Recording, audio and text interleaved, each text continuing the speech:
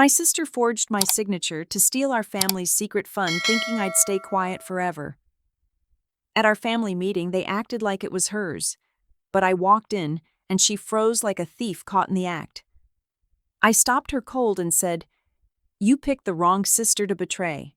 I am Harper Quinn, 31 years old, and this mess exploded when I checked our family's secret fund at the bank." The monitor flashed as I logged in after a long day at my accounting job in Detroit, still tense from auditing a client's books across town. I needed to confirm a balance for our parents' retirement, a fund we all swore to protect. "Pull up the account." Now, I said, my voice tight from years of spotting financial tricks. The teller paused, her fingers stalling over the keys. "Name and date of birth, please." "Harper Quinn, June 12, 1994. She typed, then flinched, her eyes flicking to the screen. "There's a problem, Ms. Quinn. The account's been reassigned." "What problem?" I stepped closer, my shoes firm on the floor. "It's under another name, primary kin." Her voice dropped. "You're off the account." "My sister. Show me the form." My tone was sharp as steel. She displayed a digital file, bank stamped, claiming I'd signed off the fund. But I stood there, furious, in full control, ready to tear her lies apart. Before we go further, hit subscribe and share where you're watching from in the comments. I clutched the bank printout, my eyes scanning the forged transfer form that screamed fraud. My stomach twisting as I realized my sister had access to our family's secret fund and knew I was in Boston last week, pushing for control, with fake promises of joint ventures that now felt like a trap. I demanded email me the digital copy, and the teller complied, her fingers fumbling as she sent it, muttering, "This needs reporting." "Ms. Quinn," but I replied, "Hold off," tucking the paper into my purse, needing the full story first. My mind racing with her audacity, betting $6 million to cover whatever hole she dug. After leaving the bank, I checked my phone, finding an email my sister sent to the bank manager under my name, claiming I approved the transfer. The lie igniting fury as I recalled family meetings where her victories always outshone mine, dismissed as careless, while she soaked up our parents' praise. I dialed Ivy Reed, my colleague, who handled audits like I did. Her voice sharp. "Harper, what's wrong?" And I said, "My sister faked my signature to steal the family fund. I need your help." She clicked keys. "I can access the bank's audit portal, checking now," and minutes later confirmed, "Your logs are wiped, but I found backups. She tampered with them while you were in Boston." That was 5 days ago. I said she knew I was offline for client work, perfect timing to pull this off, and Ivy agreed. "I'll dig deeper." Sending you what I find, as my anger hardened her scheme, built on years of overshadowing me. The betrayal cut deep, knowing she planned this while I was away. Her lies a knife sharpened by a lifetime of being the favored daughter. Ivy's email arrived, a report showing my sister's financial consulting firm, buried in $1 million of debt, unpaid vendors, piling up, her desperate grab for our fund now clear, and the numbers fueled my resolve, her failure. No excuse for stealing what we were meant to share. I remembered every family gathering where my parents lauded her ambition, calling my discipline cold, their favoritism a wound that festered, and now she used their trust to erase me again. This wasn't just about money, it was personal. Her need to keep me small, driving her to this deceit, and I gripped my phone, the evidence mounting as I prepared to unravel her lies at tomorrow's family meeting. I called my husband, his voice steady. "Harper, you okay?" And I explained. "My sister stole the fund, faked my approval. I'm confronting her at the meeting." My tone cold but controlled the hurt, sharpening my focus. He replied, "You've got this. Gather everything." Hit her hard, his support grounding me as I said, "I have the email and Ivy's report. She won't see it coming." And he added, "Make her face it. I'm behind you." Hanging up, I felt the fire build no longer. The overlooked sister, but one ready to fight her betrayal, a spark that would burn her plan to ashes. And I organized the printouts, ready to expose her at the family meeting where she thought she had won. At home, I logged into the bank system, confirming the fund held $6 million, meant for our parents' retirement and split evenly, but her logs showed unauthorized changes timed perfectly with my Boston trip to avoid scrutiny. Her cunning use of Michigan banking rules to delay verification made my blood boil. She counted on me staying silent long enough to lock in her claim, but I was done being invisible. I printed the logs, stacking them with Ivy's report, each page a weapon for tomorrow's meeting, where I would walk in, not as the dismissed sister, but as the one who would end her game. My resolve a blade forged by years of being sidelined, ready to cut through her lies. After organizing the printouts, I drove to my parents' house, the pain of being dismissed as the lesser daughter, searing deeper than ever their years of lifting my sister. While ignoring me fueling my resolve and stepping into their living room, I caught my mother's curt nod, my father's eyes avoiding mine, and my sister sitting with a smug smile. Her confidence a mask I was ready to shatter. The meeting was set for just us and a few relatives, but the air crackled with tension as I clutched the folder of evidence in my bag, knowing this night would change everything. My sister chatted casually, playing the perfect child, while I stayed silent, my anger simmering beneath a calm exterior, her ease clashing with the betrayal I was about to expose. And as the discussion began, I braced for their move, my focus razor sharp, ready to flip their plan upside down. Halfway through the meeting, my sister stood, her voice bold. "The family fund's mine. I'm the responsible one. Harper's not cut out for it," and my parents nodded, my father saying, "You've always been too reckless." Harper, her words slicing like they always did, branding me careless, while my sister shone. The unfairness burned, but I kept my composure, gripping the folder under the table, my tone steady. "Is that what you believe, or what she convinced you of?" And my sister's smile faltered, her eyes narrowing as she sensed the shift. I stayed cool, the hurt fueling my clarity, and said, "Before you decide, you should know the truth," sliding the folder forward, ready to unravel her lies in front of everyone, their trust in her about to break under the weight of my evidence. I stood holding the printed email high, my voice cutting through the silence. "This is my sister's work." A fake email claiming I signed off the fund while I was in Boston, and her face paled as she snapped, "You're making this up, Harper. That's ridiculous." But I pressed on. She forged records to steal $6 million, hiding a $1 million debt from her failed financial project.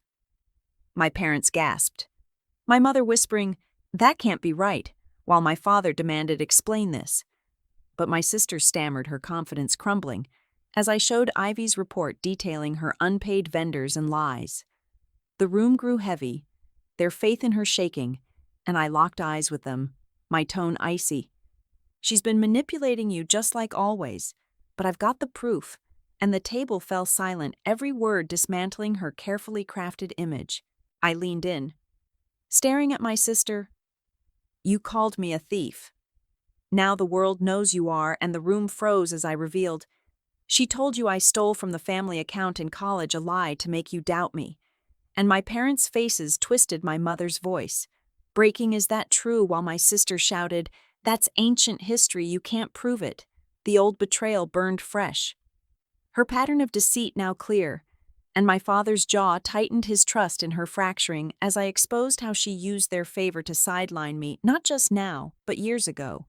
The air pulsed with shock, her excuses failing, and I stood firm, knowing this was the moment her lies would cost her everything. The meeting now, a stage for her downfall. My sister pushed her chair back, muttering, "I need a minute," her eyes darting to the door, but I stepped in her path, holding up my phone with Ivy's text confirming more unpaid debts, and I said, "You're not running your lies. End here." The email printout silenced her protests, and relatives whispered, their shock spreading as I declared, "I'm reporting this to the bank and filing a suit. Every forged document and debt will come out." My sister froze, her hands trembling, while my parents sat stunned. The meeting, now a battlefield where her scheme collapsed, and as I dialed Ivy, her voice confirming I found more invoices she's buried in debt. I knew this was just the start. My sister's perfect facade shattered, and I stood ready to make her pay for every moment she tried to erase me. I stood tall at the family meeting, my eyes fixed on my sister, You smeared my name. But your lies are over. And I revealed. She told you I stole from the family account in college, a lie to make you doubt me, and my parents' faces froze. My mother's voice shaky. Is that true? While my sister shouted, That's old news, Harper. You can't pin that on me. The old betrayal burned raw, her pattern of deceit. Now undeniable. And my father's hands clenched, his trust in her cracking as I explained. She used that lie to push me out, just like she's doing with the fund now. The room buzzed with shock. Relatives murmuring as my sister's perfect image crumbled, her voice rising in desperation. You're twisting everything. But I stayed cold, controlled my years of being labeled the failure, fueling my drive to end her charade. The meeting now a stage where her lies unraveled before everyone. My sister shoved her chair back, muttering, I need a break, her eyes darting to the door. But I stepped in her way, holding up my phone with Ivy's text, confirming another batch of unpaid vendor invoices, and I said, You're not escaping, your $1 million debt is exposed. Relatives gasped, one cousin whispering, How could she? As my sister's hands shook her face pale. Stammering, That's not the full story. But Ivy's call came through, her voice sharp. I found more. She's been dodging creditors for months, and I put it on speaker, letting the truth hit the room like a hammer. My parents sat stunned, their faith in her collapsing, and the murmurs grew louder. The family meeting now a courtroom where her guilt was laid bare. My evidence emails report sealing her fate as I declared, This goes to the bank tomorrow and court next. You're done stealing from us. After the meeting showdown, I called my aunt Clara West, who'd always seen through family lies. Her voice steady, Harper, that was intense, what's next? And I replied, File a civil suit, freeze. The fund, her lies run deeper than you know. Clara agreed. Send the emails and reports. I'll back you with the lawyer. But this will shake the family, and I shot back. She shook it first by forging my name. I'm ending it. She said, The evidence is strong.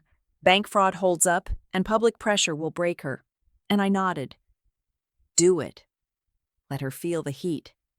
Hanging up, I felt the shift from pain to cold determination. My sister's betrayal now a weapon I'd wield, her attempt to erase me, fueling my plan to make her pay the meeting, just the spark of her downfall. I gathered more evidence, pulling bank logs and screenshots of my sister's fake emails, working late with Ivy, who texted, Found another vendor call, she promised payment from your fund. And I replied, Keep it coming. We're building a case she can't dodge. Clara emailed, I've got a lawyer lined up. These logs show clear fraud. We'll freeze the account by morning. And I added details, noting how my sister exploited my Boston trip to trick the bank. The plan took shape. Report to the bank, file the suit, post the evidence online anonymously to amplify the fallout. And my resolve hardened no longer. The overlooked sister, but a force ready to dismantle her lies.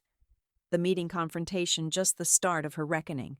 After filing the preliminary report, I finalized the bank fraud complaint with Ivy, uploading the forged emails and her vendor logs detailing my sister's $1 million debt.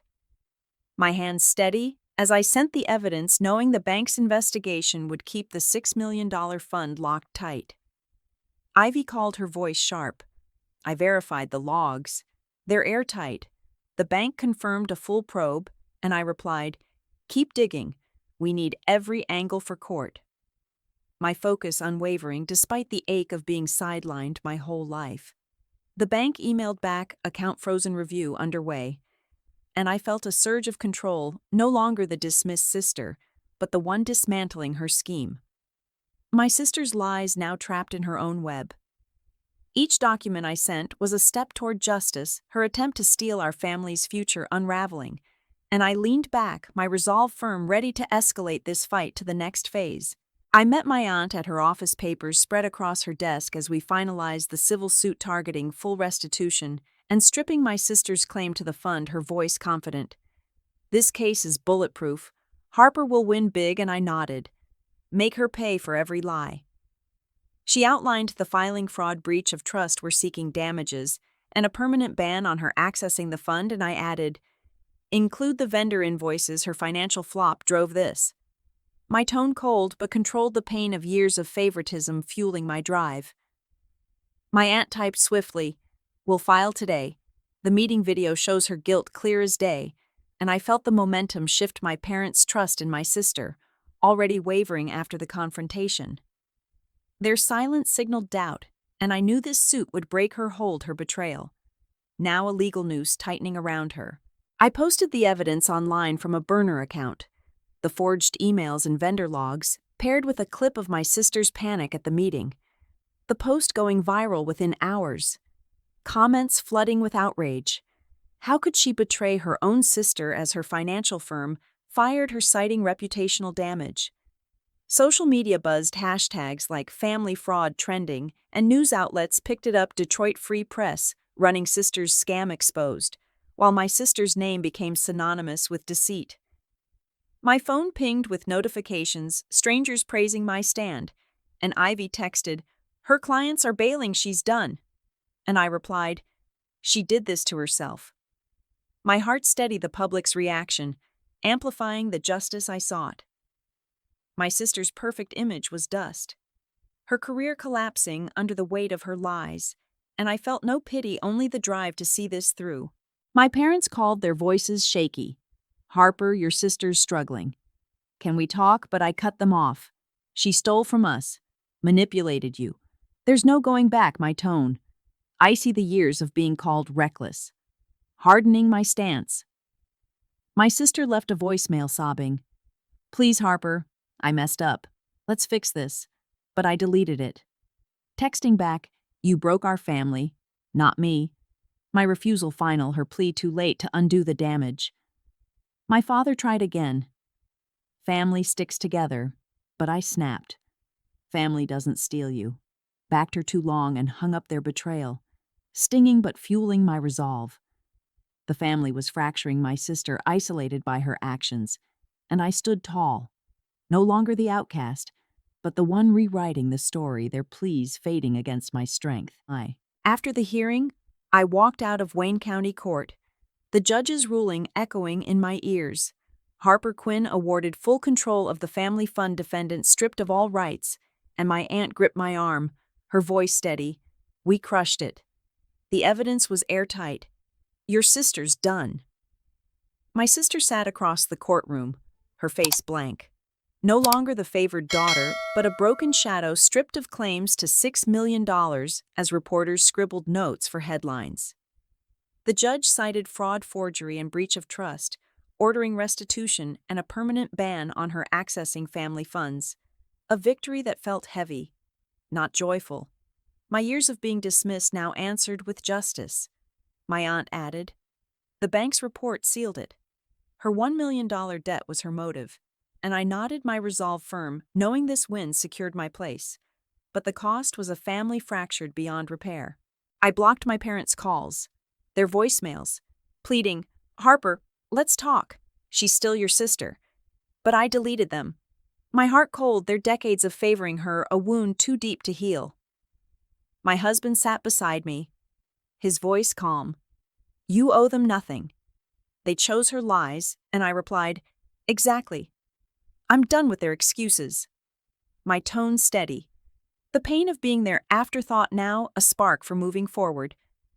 My sister's messages stopped her silence, proof of her isolation, and I felt no urge to reach out her betrayal, a line I wouldn't cross again. My parents' last text begged for a family meeting, but I texted back, "You picked her too long. No more chances," and shut off my phone, the act of cutting ties.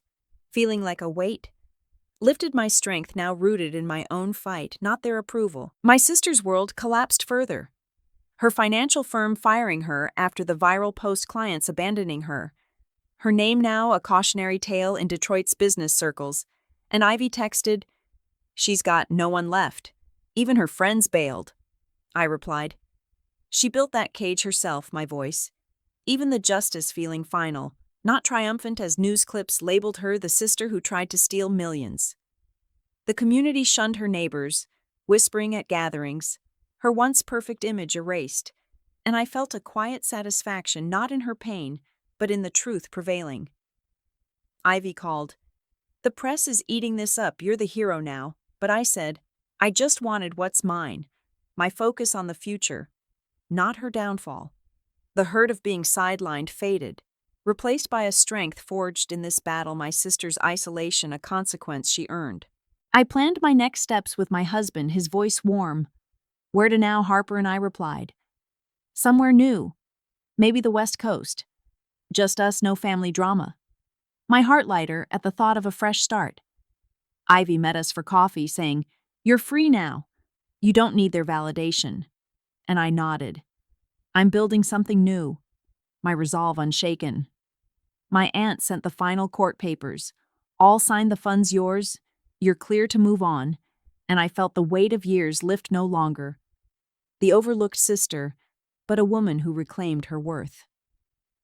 We discussed launching an accounting firm to honor the fight, and I smiled.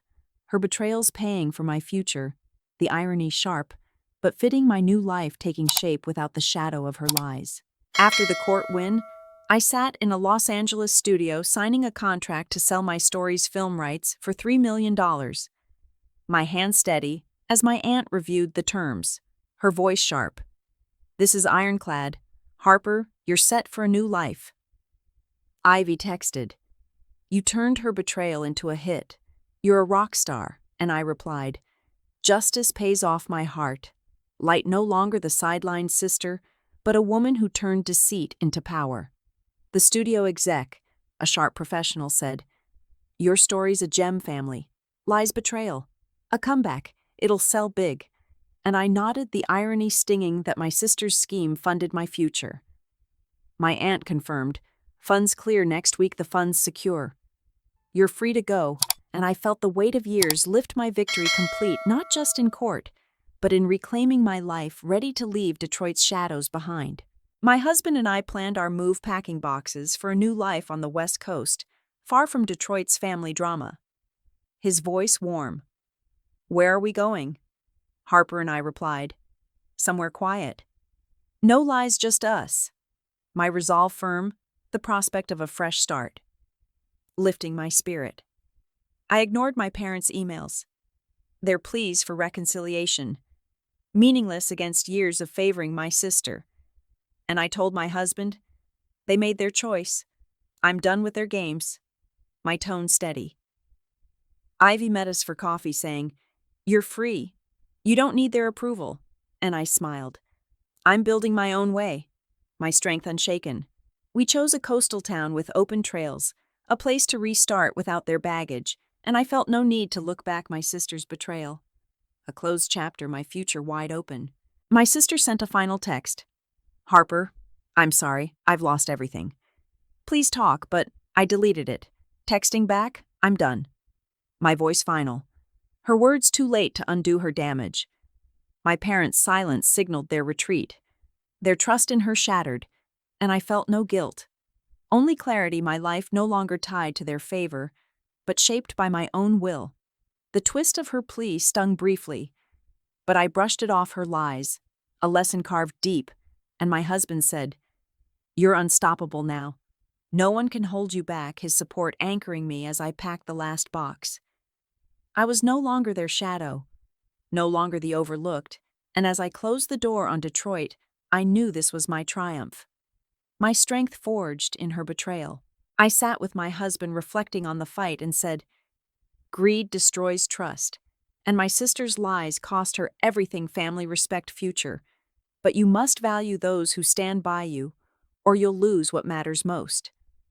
Her scheme taught me to protect my worth, to never let betrayal silence me, and I urge you to hold tight to honest bonds, because once trust breaks, it's gone forever. My sister thought she could erase me, but I rose stronger, claiming justice and a new path, and I'm grateful for the harsh lesson. To everyone watching, guard your trust. It's worth more than any fortune, and never let anyone dim your strength, because you can always fight back. Thank you for hearing my story. It's been a journey, but I'm here free at last. If this hit home, like the video, subscribe, and share your thoughts in the comments. What would you do in my place? For more stories, click the box on the left. I walked away, free at last.